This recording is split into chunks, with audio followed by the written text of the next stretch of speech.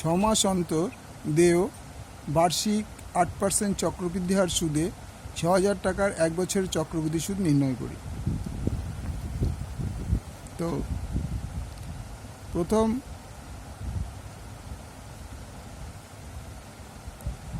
6 মাসের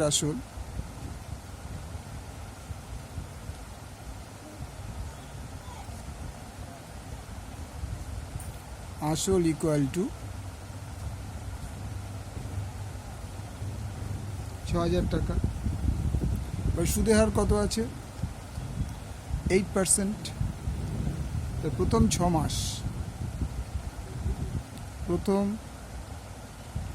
6 মাস বা 1/2 বছরের সুদ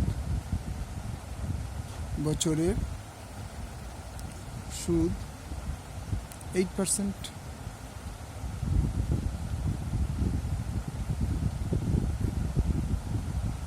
তাহলে সুদ কত হলো? প্রথম 6 মাসের সুদ। সুতরাং প্রথম 6 মাসের সুদ ইকুয়াল টু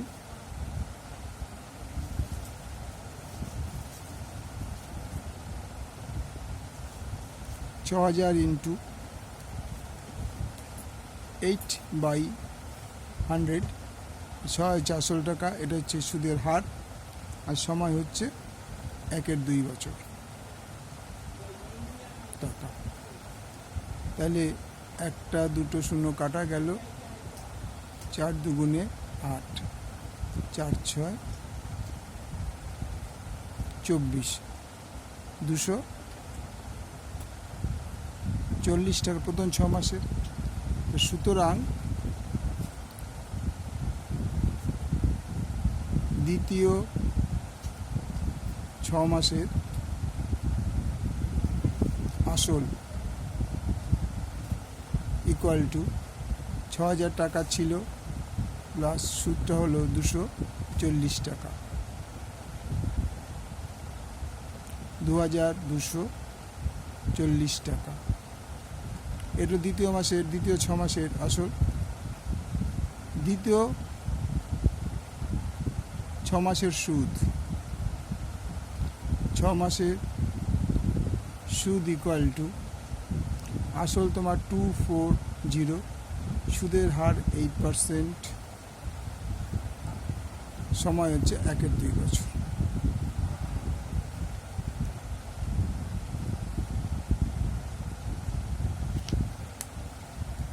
তাহলে এই শূন্য কেটে গেল, 4 2 8, 2 2 4, 5 2 10 টাকা।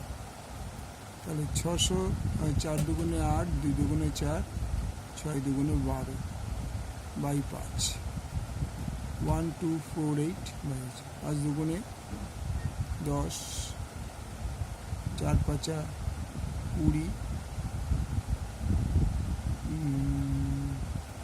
5 9 45, 5 6 30। সুতরাং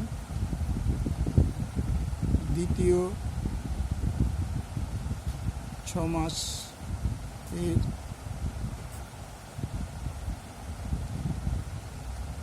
সুদ হলো 249.60 টাকা। তাহলে দুটো সেমিস্টার আছে, 6 মাস।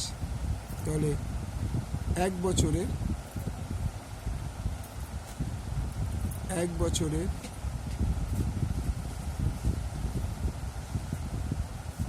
মোট সুদ